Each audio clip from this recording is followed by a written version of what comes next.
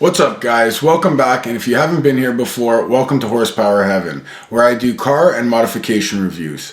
In the spring, I'll be following high horsepower builds, so stick around and subscribe.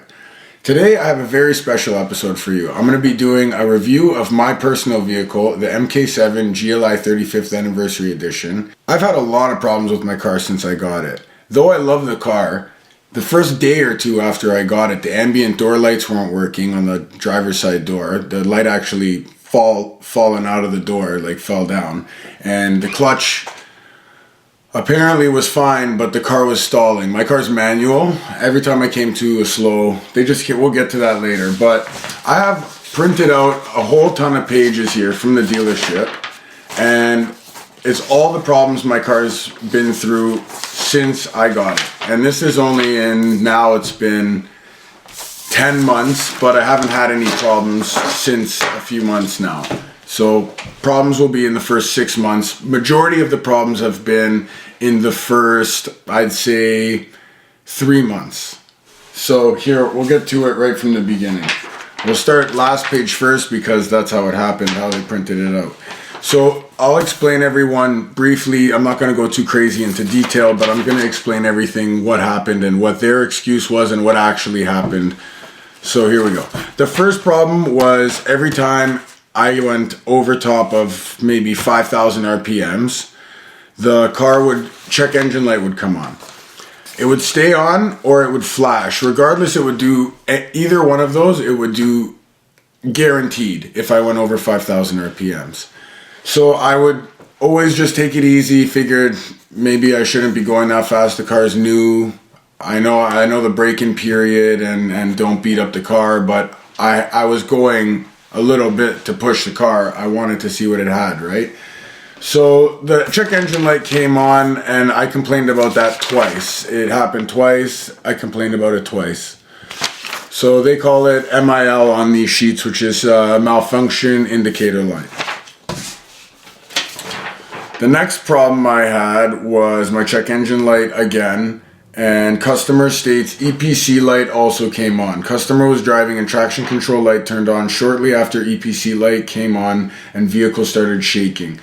MIL light has been on ever since. Now remember, the MIL is malfunction indicator light. So the engine light, basically, the check engine light. So after they fixed my check engine light, eventually I would push it a little bit in the rain. When traction control was on, I would push the gas, traction would kick in, and then the electric power control, which would say EPC in the bottom right hand corner of your cluster, it says EPC yellow writing, and the vehicle actually started misfiring, and that's what the shake was when I was driving. I don't know why this was happening. I don't know exactly why it was happening. It was probably due to one of the problems that we'll get to later. Oh, no, there's one more problem. So then I brought it to the dealership after the EPC light came on. So I didn't have to drive it like that. Fortunately, I would shut the car off, turn it back on, and the EPC light would go away and the car wasn't misfiring no more. I brought it to the dealership and lo and behold, cylinder 4, misfire, test drive with customer, unable to duplicate issue. Obviously, because it wasn't raining the day that I brought it to the dealership, and the day that it happened, the traction was spinning more freely than I can get it to spin without rain, because the vehicle doesn't have that much power at the end of the day. So it was a misfire, and they didn't really do anything about it that time. Next page. Test drive, technical check, guided functions check. Okay, so I went in another time and check engine light on solid. It's a diagnostics check, and this must have been, I remember this must have been maybe 2 weeks after I took delivery of the car. Brand new car, by the way. But they changed the O2 sensor, like right away. Brand new car, O2 sensor. I was like, how does my car need an O2 sensor? Nobody could tell me. They changed it, check engine light went away. I was happy about that. Okay, so here's a good one. After my oil change, I had been driving down the highway. I was going 427 to 401 east, And just as I went to the 401 East, I heard a big explosion and I looked up, my sunroof exploded. I'll put pictures up here or here or here, everywhere. But my sunroof exploded, and actually I have a video clip. I'll put a little video clip of me driving when it broke. I'll put that up. My sunroof exploded and the dealership tried to explain to me that it was my fault and something must have impacted it and blah blah blah blah blah blah blah blah blah blah. I left the car at the dealership for 30 days. I argued with them. I argued with Volkswagen Customer Service Canada, back and forth every day. I called the dealership maybe for like 30 days straight. I called 10 times a day and I just kept breaking and asking what's going on with my car, what's going on with my car, what's going on with my car. They tried to convince me that it was impacted. They spent Volkswagen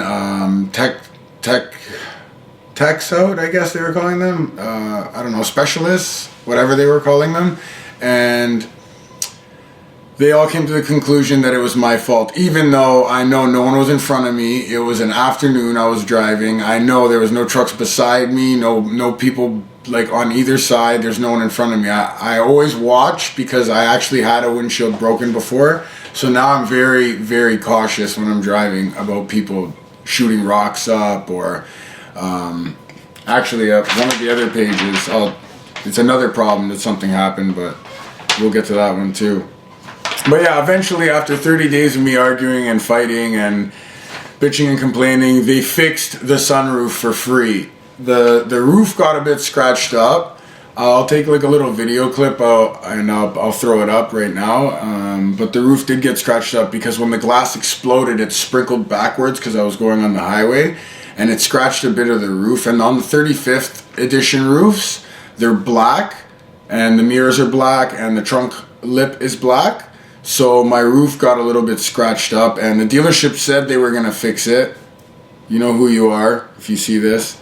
I'm still waiting on that, but we have to, I know why we're waiting, and not my fault, someone else's fault, but we're gonna get it fixed. Thank God it got fixed. I'm very happy it got fixed. Thank you guys for fixing it. Yeah, but the next page is even better. So, after the sunroof exploded, I was driving home. They finally, okay, this is not like a couple day thing. Remember, I had it there for 30 days or 31 days and I was driving a baseline Jetta. I really wasn't happy with it.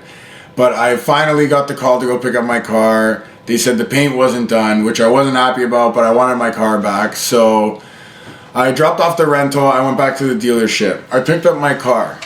So I pick up my car, I'm driving down the highway, and remember I went from a GLI with like some little mods at this point, like small things, intake, power module, exhaust, whatever. Better than baseline Jetta, 100% better. So I pick up my car, I end up driving home, and I bought my car in Woodbridge at Martin Grove Volkswagen, and I live in Etobicoke, so it's a pretty good drive. It's like 25 kilometers, like 22 kilometers. So I pick up my car and I end up driving home. I ended up taking an on-ramp pretty quick, and I heard glass shoot across the roof from one side to the other. And when it shot across the roof, I was like, wait a sec, what's that noise? Is that broken glass? I had like post-traumatic stress. I thought it was like gonna break again, and I started tripping out. So I ended up going back to the dealership and I told them it wasn't done properly. They said, yes, it's perfect, blah, blah, blah. I said, no, guys, it's not done properly. You need to take this thing apart. Someone didn't clean it out. There's still glass in there, blah, blah, blah. Again, we go, blah, blah. And finally, they believed me. They gave me the rental back again for the day, for the next day. They gave it back. They took the sunroof out again. So this is a brand new car, by the way. Like, brand new car. So they took the sunroof back out, they looked inside, they found all kinds of pieces of glass inside of there, and then they cleaned it all out, they vacuumed it, air compressed it, I don't know what they did, put the sunroof back in, realigned it, and now it's good. Finally, thank God, fingers crossed, it's good still. So that's what this page was. All sunroof trim panel remove and reinstall, seal remove and reinstall, sliding roof panel remove and reinstall, sliding roof panel adjust, technical check and report on sunroof glass exploded while customer was driving on highway. Replace sunglass. Vehicle rental supplied. So that's what that page is. Next page. There's 8 pages, by the way. There's just 2 left. And then we have 2 recalls to deal with. So, diagnostic customer reports there is a rattling noise coming from the passenger door panel and rattling coming from plastic trim above rear seats. Now, this still happens now. It's not fixed 100%. But this still happens. There's a door panel, my passenger door panel, and I have it right here. I just grabbed it. My passenger door panel, actually, I was listening to music. It was very loud. And I could hear this like rattling, like metal shaking around in my door panel. And I couldn't quite tell what it was. So I went into the dealership. I said, listen, guys, I don't need to talk about it. I was already, they know me by first name in there. Worried about why I'm there because I've been there 40 times in a month, so in my first month of ownership. So I'm telling them, listen guys, just listen to this. I cranked the music and you hear like a little metal thing clinking around, and here's what it was. I don't know if I'm gonna get a focus of that. You know what, I'll take a video of it and I'll throw it up here, whatever, we'll figure it out as we go. And it was a metal clip. It was just shaking around in there. Nobody knew what it was, where it came from, what it's for, what wire went in, nobody knew nothing about it. So we just kept it. I keep it as a little souvenir. It's right here. I'll put a little thing for you guys. And yeah, the rattle still happens, not as bad, but it's still there. And the rattle in the back seat is still there too. It's over top of the rear passenger. I think it's the plastic that's behind the seat and the windshield in the rear window. I haven't figured it out yet, but when I do, when I figure that out, I will post the solution. If anybody knows the answer, leave a comment for me because it's driving me insane and I need to fix that ASAP. Oh yeah, okay, so the next thing is this one. Would be the passenger headlight. There was a recall on it. Luckily, I didn't have anything. I didn't have to do anything to fix it, but there's a recall for the passenger headlight. It was front right passenger. It was a 94 M3, and I actually got lucky with this recall because somebody hit my car. I was going home from work and a car was passing me northbound. I was going southbound on the highway, and his truck like threw a garbage can off the back of his truck full of leaves, and at the perfect timing his garbage can smoked my car, went right through the bumper, broke the front grille, broke the ambient temp sensor, broke the bracket, scratched my bumper. It just destroyed a bunch of stuff. So I actually got lucky with this one because the red one was the headlight, the blue one was the other one. But I actually got lucky with this recall because when I went to go fix my front grille and the temp sensor and all of that, we had to take my bumper off to change the lower grille. It wasn't the upper grille, it was the lower honeycomb grille, which was only like $73, $74 Canadian to buy a new one, which was not expensive at all. I thought it was gonna be like, it was so cheap, I thought it was gonna be so expensive, like $500 at least. The temp sensor was actually more, it was like 110, and the bracket was like $2 or $3. So overall it wasn't that bad. I paid the guys at Volkswagen to install it. They charged me like an hour labor, and I got really lucky because when you pull the front bumper off, you have to do the realignment for the sensor, ACC and stuff like that, for all those sensors, for lane assist and the distance control and all that. And because of this recall, I actually had they got to do the realignment for free, and I didn't go do the recall up until I had hit the garbage can had hit my car. And like I say, I hit the garbage can, but there's not supposed to be a garbage can in the middle of the street, right? Anyway, the next recall was an ECM, engine control module. I got this done a couple weeks ago.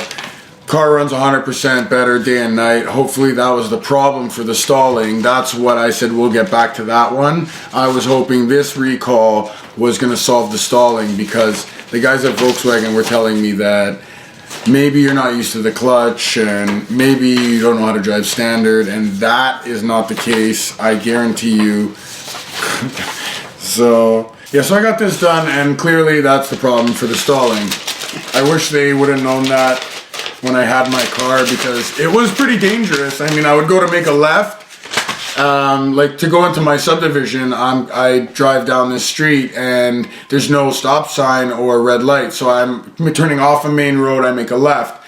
And I'm in first gear making that left.